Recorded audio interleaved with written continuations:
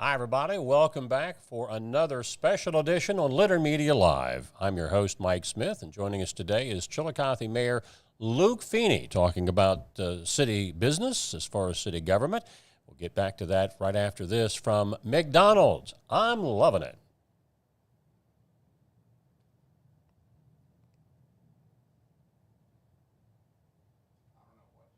Whenever I first applied for the Archways opportunity, oh, do I have to pay this back? Do I have to do that? Like, is it a loan? And it's not. It's a scholarship. A goal of mine is to graduate college debt-free. If you're a crew member, you get $2,500 a year, and if you're a manager, you get $3,000. And especially if you're going locally to college, like to the branch or something like that, it's really helpful.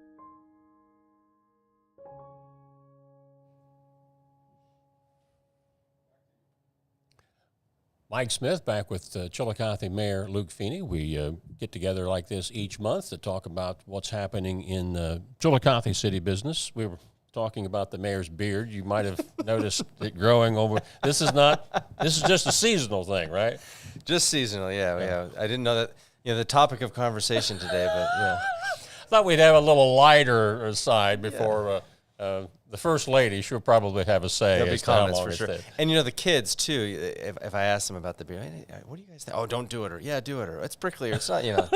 Always a comment. Yeah, I didn't know if this was an Abraham Lincoln thing to help look more serious all the time or what. Out of the top, let's discuss something that you and I have been chatting about before we're going on the air concerning the Octangie Park renovation plans. There have been some meetings with the public coming in, giving input, seeing diagrams and things of that nature.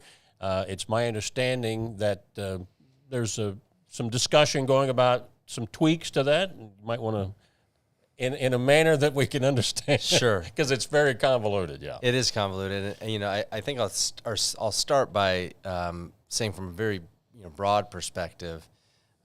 This is a process that is unfamiliar, not only to us in the city, but the state. We just have to remember that this is all a result of COVID money.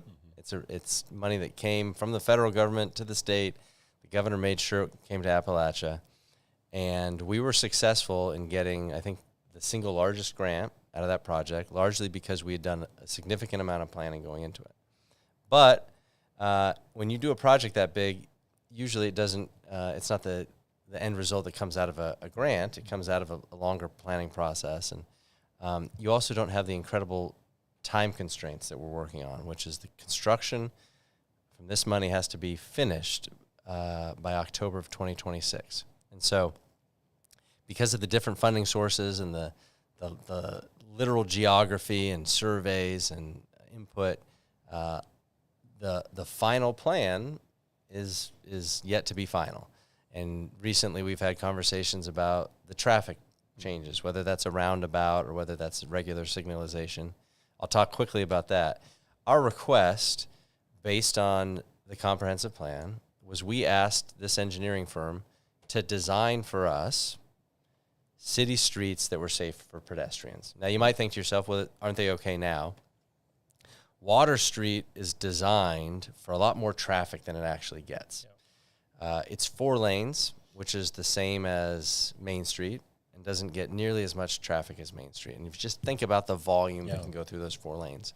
So getting people walking around Water Street, walking into the park, was a big goal of ours, and that came out of the comprehensive plan, a more walkable city. And so they came back with ideas for how to do that, and that's what's been presented to the public and city council is working on. Inside of the park, we based our grant application on a couple of things. Most recently, the comprehensive plan, and then the comprehensive plan, which also referenced the master park plan from 1993. One element that was not even considered at the time of the application was this idea of a new visitor center. Well, we also worked with the commissioners and State Representative Mark Johnson and Bob Peterson, and that group secured for us an additional $5 million on top of the $35 million that we had received to build a new visitor center. And the location of that visitor center is really what's in flux right now.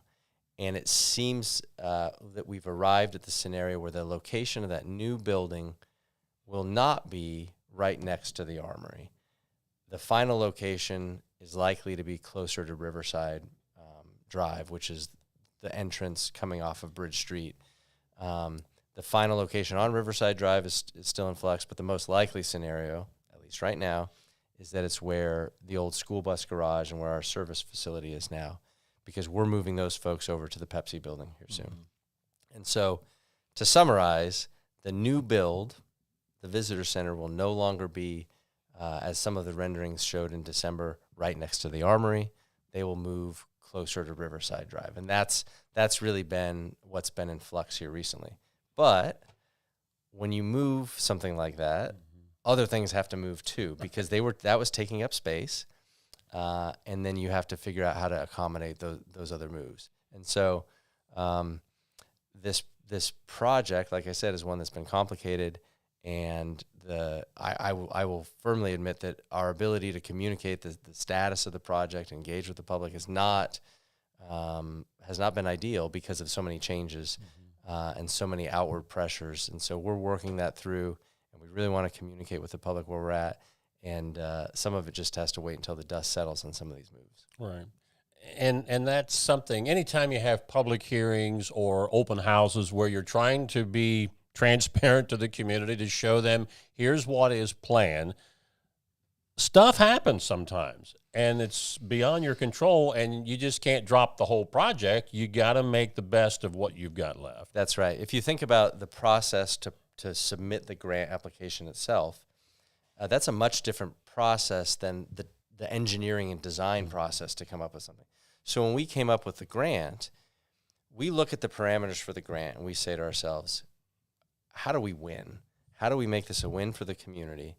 And we write the best possible grant that we can. We've gotten pretty good at writing grants that we succeed at. And we had the comprehensive plan that was done, and we looked at the scoring metrics for the grant. And so some people, I hear people say all the time, and they're good questions, well, why are they spending money on that where it could be used in better places? Mm-hmm.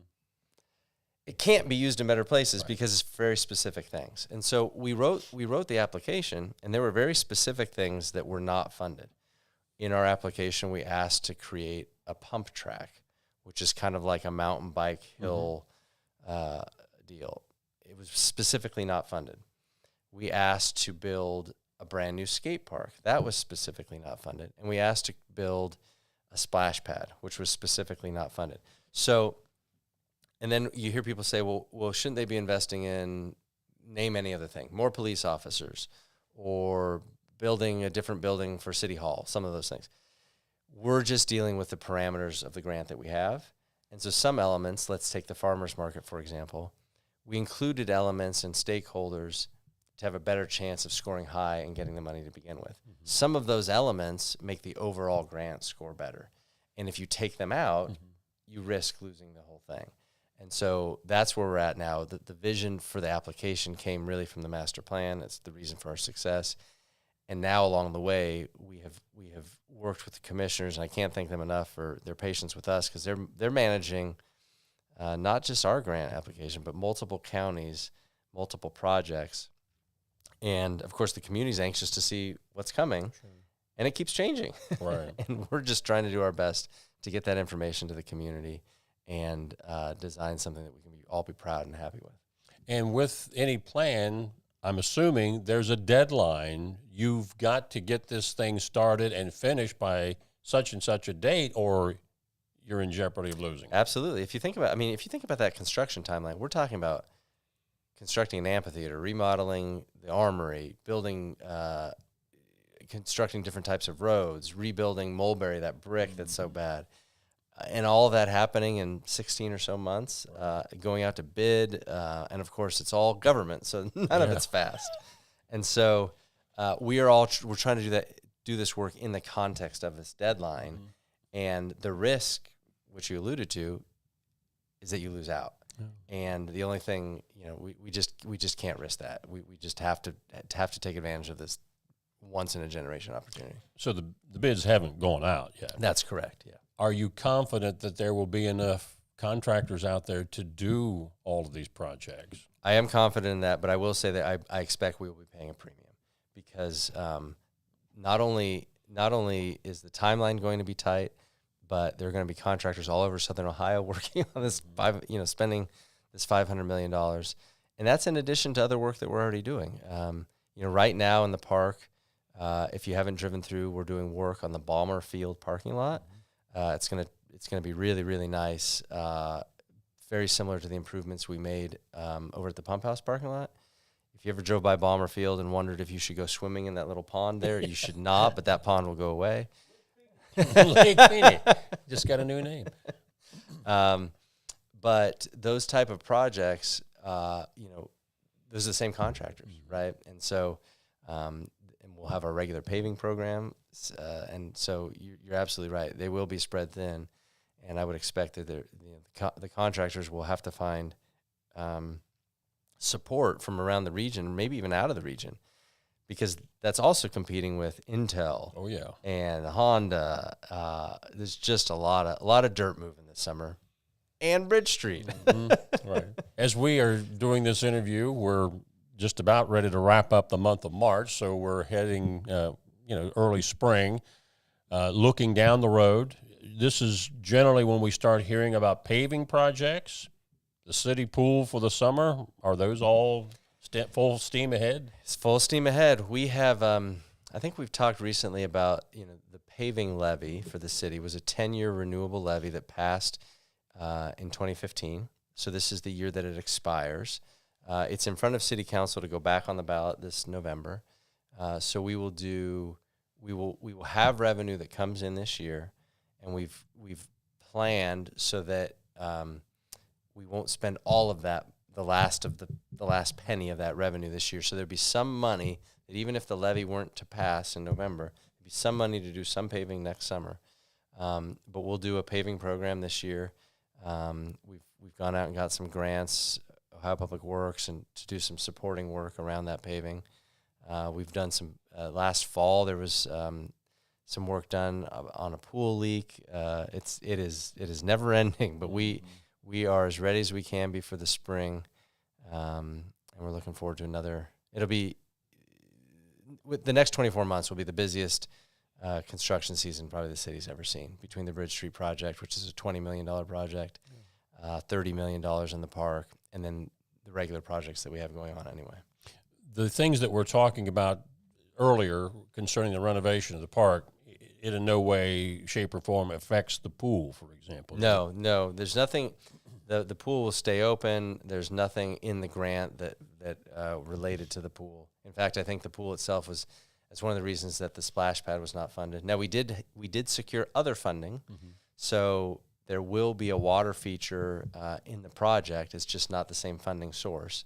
But COVID dollars were kind of specific about, if you think back to the uncertainty around water and public places, they weren't creating a lot of pool concepts, and so the pool won't be touched by the grant, but just about every other corner of the park will be. Are you satisfied with the attendance numbers at the pool that we've seen, let's say, just in the last few years that warrant it, staying open? And the reason I ask that question, communities a little smaller than us, but comparable, Circleville, Washington Courthouse, they all had pools for years and closed them. Yeah, I definitely am. I think that this is, when I first got into government, city auditor, the opening or closing of the pool was a hot topic. And I'll give City Council a lot of credit because they have invested in keeping the pool open and the infrastructure there. I think that the hard thing with the pool is, if you think about it like a profit center, then we're not running the pool anymore. Yeah. If you think about it like a value add to the community where kids can get out and be healthy and active and enjoy the summer, then it's an incredibly valuable investment. And really, the pool does not make a profit. The pool loses money every year. Most of what government does loses money, right? We're not in business to make money off of the taxpayers. We're in business to provide services, and this is one of them. And the actual if you want to call it a loss, or the net cost to the city on the pool on an annual operating basis might be $10,000 or $20,000. That's really cheap to run a pool for 3 months. Now that the long-term infrastructure is the bigger question, and I think that the community in coming years will need to address and consider what we want the long-term solution for the pool to be, because there's competitive swimmers in the community. High schools have swim teams. The YMCA has an indoor pool. And what do we want the future of that facility to look like? Because those communities that have closed, they probably said, should we renovate or do we close? And they decided to close. And I think that it is incredibly valuable for a community to have a pool like ours. And we need to be thinking about the future. I just remember, way back in the early 80s when, the pool was, being fixed up or actually constructed. There had been some tragic drownings of young people in the Scioto River. They were down swimming recreationally. That river is not safe for swimming, and that's why there was so much passion put into the pool in Yoctangi Park, was in hopes of preventing things like that from happening. Yeah, and I think the results speak for themselves, right? I mean, it is one of the safest places you can be in the summer. There is some frustration sometimes about, are the lifeguards babysitters, that sort of conversation. But at the end of the day, kids are outside doing healthy exercise in the summer. I mean, what more could you ask for, right? That, I think when the city or in a community can provide something like that, it absolutely should. And we all have memories of growing up and swimming. And if you take away that pool, where are kids swimming? Where, the YMCA is there, but it's not outside, and B, it's not the biggest thing in the world. And, we can partner with the Y and we can expand opportunities. And I think as long as we think about the reason we provide it, safety, health, positive outcomes for our kids, it's easy to invest and get behind it. Thanks for the update. You bet. Chillicothe Mayor Luke Feeney, our guest today on the special edition of Leader Media Live, brought to you by your local McDonald's restaurants. I'm loving it.